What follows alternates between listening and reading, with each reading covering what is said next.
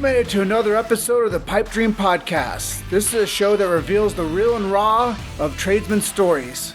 We get the truth from those who support the people who do the work. We also take a deep dive with resilience experts and those who do the heavy lifting supporting the labor force. Listen for today's tale from the trench. Hello, my brothers. This is Nick Gemmel, the Awakened Tradesman. And the topic of today's episode is Ellis, mate. Sit back and relax and listen to today's tale from the trench. Ellis. Yes, mate. How you doing there, fella? Casual. Yeah. You just got off another interview? Yeah. I went surfing and I didn't eat and I didn't catch any waves, and I'm a little bit bummed out about that, but I'm also exhausted from paddling around like an injured turtle, so I guess I feel kind of relaxed somewhat. Yeah, man, that's one sport I have never tried. So apparently I've got the wrong surfboard, which is cool because I spent $1,000 on it, and the guy told me this is perfect for a beginner. Turns out it's not. Oh man, that sucks. I should hook you up. Yeah, there's a dude, Garrett J. White. That crew, they surf all day long. So maybe that's someone. But man, hopefully I met a guy today who's gonna hook me up with the right board. So I'm one step closer to surfing. Sweet. Well, no, let's see if we can. Man, you brighten my day by coming on here for one, and two, just super grateful, man. Like. Most of my audience definitely knows you for sure. And, man, like when I first started in the oil industry and up here in Canada, like you were big time, man. So like from day one, everybody would listen to you, talk to you on the line or talk about your show and, how many M&Ms you could put up your foreskin and all that from, wow. Talking about all that, you know what I mean? Like, I think I'm going to bring that back, man. Dude, right? Yeah. I think I'm just going to do guest spots on other people's podcasts and just put candy in my dick the whole time. Yeah, dude. No, man, but it was very crazy. Like just that transition from where you were, with those guest spots to where you were and then to be fired, man. And like, that's why I reached out to you. Like, I obviously want to talk to you anytime, but I talk about a lot on my show about resilience and coming back. And like we just talked before we jumped on, right? Like, is this your lowest point? No, I did. I injected heroin with 2 prostitutes. Right. That was my lowest point. Right. Then they robbed me and they left me in a park to die. That was easily lower than this. Dude, yeah, I remember that. I remember that story. Yeah, so do I. That's why. Oh. Super easy to answer that. That was easily the lowest of my life. Yeah, so lots of people that would have been following you, like, they wouldn't have heard that story years ago. And like that was a long time, like 2004, right? Like, or 5? When did you start Sirius? My dad died in 2002 and I was doing that stuff before he died. So I think it was more like maybe even the 90s, like late 90s, 2000 kind of thing. Yeah, but when you were talking about it on the show, I guess that's when I would have heard about it, right? Yeah, it was around. I've told that story more than once, but yeah, dude, like I say, back in the day, like that was the shit. Like, we were trying to kill time, working out in the middle of fucking nowhere, and it was just mega. Just hearing those stories, and then how you just nonchalantly just drop the heroin story with 2 hookers, like seriously. So now people are people that have been following you for like 6 months or a year, and then all of a sudden you get fired and your whole life's turned upside down because you've been living the high life, right? Like I remember you talking about Lambos back in the day and how you were gonna get one, right? Like, and and then this shit happened. So man, I just can't believe where you are. So maybe, I guess, like how are you getting through this time now with being going through this numerous times in your life, you know, dropping to the bottom, and just casually just getting back on the horse. Well, I mean, when you've done it so many times in different forms, then it's, I mean, the obvious answer to getting out of this predicament that I'm in is to start working harder than I've ever worked and figure out a way to get back on top as quick as possible. So if I was to have an emotional breakdown or have some sort of, you know, come to some sort of, you know, I mean, I need time to gather my thoughts, then, you know, by the time I gather them, it might be over. So to me, it's fight now and fight with everything you got, or die tomorrow. So it's not even a decision to me. All I do is, the only thing I don't like is I don't sleep as much, because my brain, as soon as there's any sort of consciousness that's coming close to my fucking brain, I'm awake again, trying to think about how the fuck I make this show big and get everybody, you know, kids, everybody's life stays the same. Like, I've got a whole, I mean, I'm not going backwards. I'm not losing. I'm not going to end up a loser. Like, none of that shit's going to happen to me. And because that's not going to happen, every waking moment is dedicated to trying to figure out how to get out of it. Cause that's how you get out of it. You don't just wait for it to fall on your lap. You got to go get it. Fuck, man. No, I love it, because I went through the other, because I haven't, you know, to that level, I haven't gone to the pit. But after my divorce, like, I was in the fucking worst, you know, there's lots of dudes that went farther down than I did, but it was horrible. There you go. I did Right? that, and that was worse than this. It Yeah. ain't that bad on the scale of things. The only thing is when a show's that big and there's that much money involved, and out of the blue they take it away from you, then there's this, like, I guess this is kind of like when you know, big high rollers and stuff commit suicide, where they had so much money and now they have no money, and that's like incomprehensible for them to even understand how much they just lost. So to me, I feel like there was an initial shock of, you just lost millions. Like, and I'm a dude from Sandringham that isn't even supposed to say millions. Like, so when you think you're there and you're like bulletproof, and then you're not, and you could be potentially over with. There's just two ways to go about this. You know what I mean? There's like, go tail between your legs and go home, or fight. And I don't know any other way, man. I only fight. Like, you push me, we fight. Like, if you want to fucking race, I'll race.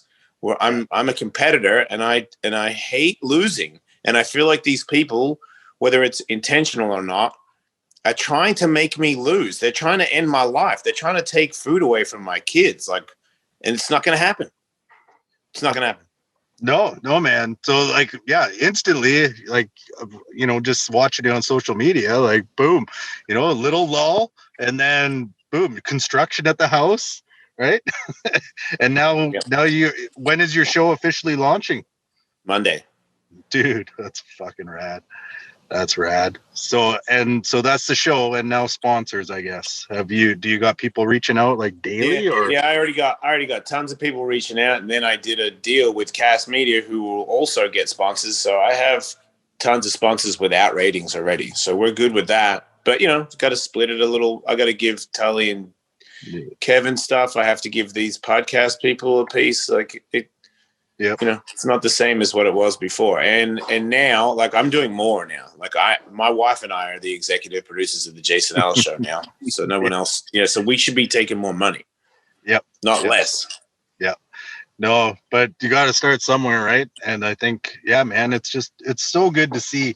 You know, are you thinking of bringing any movies back? Can't do movies, dude. It's over. No. Oh.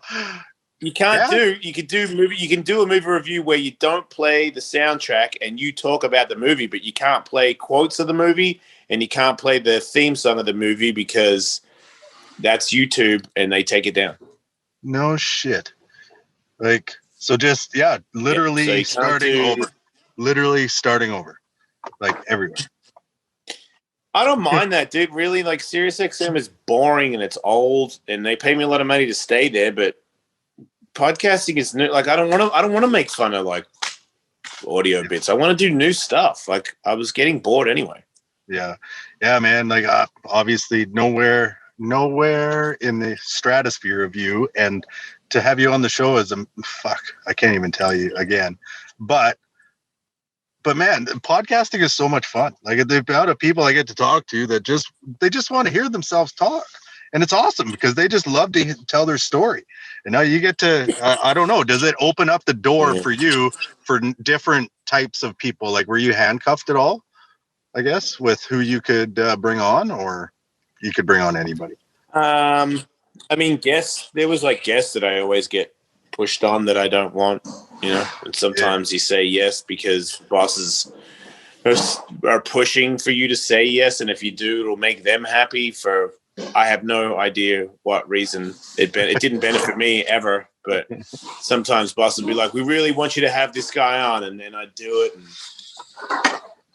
and I regret it. Or, you know, I can't remember a time where it was like, trust me, you guys are going to be so good. And I was like, wow, that was a good call. It's just always, you know, like, what is it? Fucking, what's his name? Who's that guy that ended up calling me asshole dick face or whatever? Andrew Dice Clay. Yeah. Yeah, like the boss was just pushing that on me. I'm like, dude, I don't. He's like, they want to play their kid's song. I'm like, what the fuck is that, dude? And then I could tell that guy just thought he came in knowing the boss of Sirius XM Los Angeles, and was like, this little dude's gonna do what the fuck I tell him to do. And I'm like, man, not happening. You know. No, man. Which made that dude hate me, and that's not really what I was trying to do. No, you just want to do your own thing, like, really, and make, produce the product that you wanted, you knew that your fans wanted, right? Yeah, you get pushed. They push you, and they lean on you, and they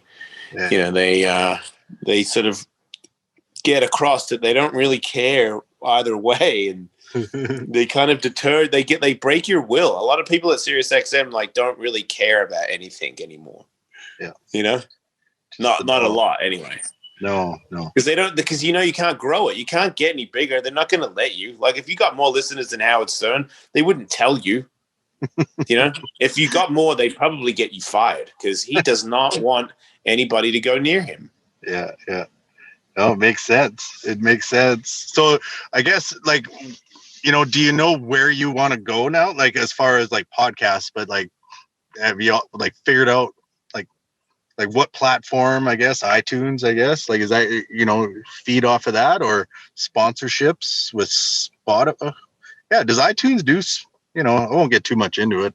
It's just something I just thought of. But do you know where you want to go with? I guess is what I want to ask with your show now, like the direction. Imagine the Jason Ellis show delivered to you the same way the Fighter and the Kid is. Fuck, dude, that's awesome, man. I just love it. So, big guys like Dingo, is he still around? Is he still into it? Yep. Yeah. Hell yeah. No, Dingo, Catwood, Jamie Foxx. They'll be on. No, it's great.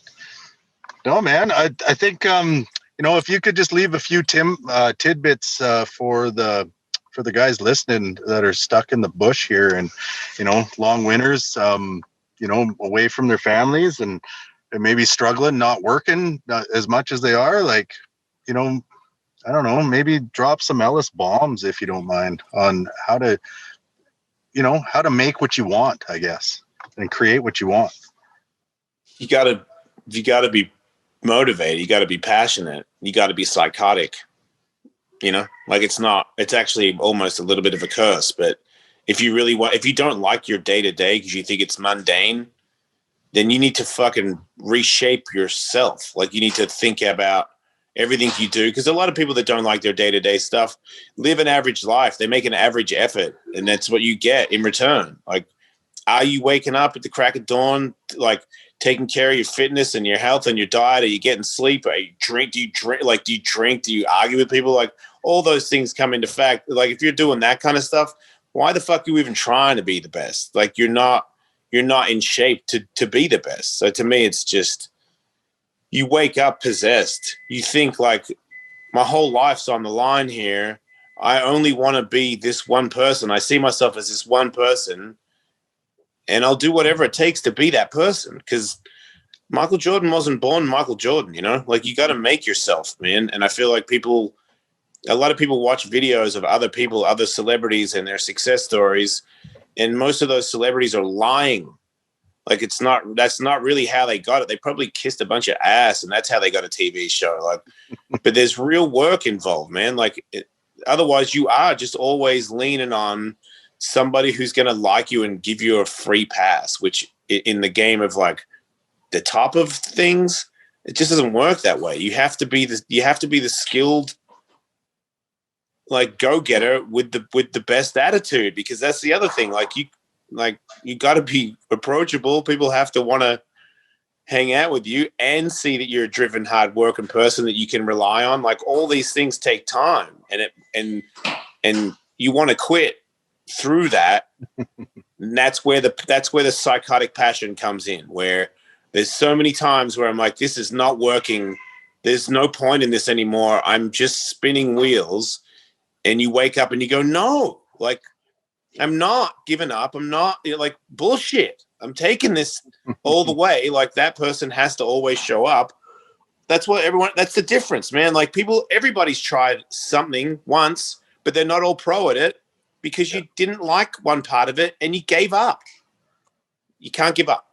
No, man, and I'm, like I say, with the divorce and everything, and then being slow, I'm pivoting like a motherfucker every day, and it's just grinding, and it's hard, man. Like, fuck, when no one's listening, no one's listening. But it's good for you. Yeah, right. Grind, yeah, because when you get sitting on top and you got this a better life, you appreciate it, Yeah, and like, I feel like that's where you're at now, right? Where you had it, you had it all essentially, with the money, the power, everything, and gone, but it wasn't really set up the way that you wanted, I guess, right? With what you were doing, who you were doing it for, and now you get to create that. Yeah, create time, that. Man. Now you can be a podcaster. When I was dealing with Sirius for the first 10 years, they were like, "Where are you gonna go?" And I'd be like, "Nowhere." They used to make a joke, like, you on terrestrial radio, you'd be fired and fined in 5 minutes. And I remember thinking, yeah, you're right, I would. Yeah, true story, right? Yeah, man. No, that's great. So no, big shit's coming down the pike. So can you announce anything here that you got coming up for the listeners to go to, or where do you want them to go look and find your shit now?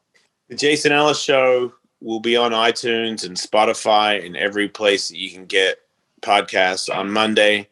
The website is officialjasonellis.com. Everything's on there that directs you to everything, clothing company and all the other stuff, where we're going to go. My Patreon is Ellis Mate, and Patreon is, I do Awesome World, which is my own solo show. I do 2 live shows a week, and I do 2 live Jason Ellis shows a week. And then, of course, my just normal Awesome World podcast. So I have right now, starting Monday, 6 shows a week. Dude. So everybody that's like, I need 5 shows a week, maybe it's not 5 Jason Ellis shows a week, but I'm on 6 days a week. So if you've got a fucking smartphone, quit your bitching. I'm there. You can listen. Fuck, I love it, man. No, great. I again appreciate you being on, dropping some bombs, and listen to the man and go check him out. And man, if you're struggling a bit, just go look at the dude. And he's just, he got beat down. He's coming back for the umpteenth time now. And fuck, he's just a rad motherfucker. So Jason, I appreciate you, man. And big things coming. And yeah, we're going to be listening to you lots here coming up. So appreciate it. Shout out to all you beady-eyed motherfuckers. All right. All right, brother. We'll check you later. Yeah, dude. Man. Bye.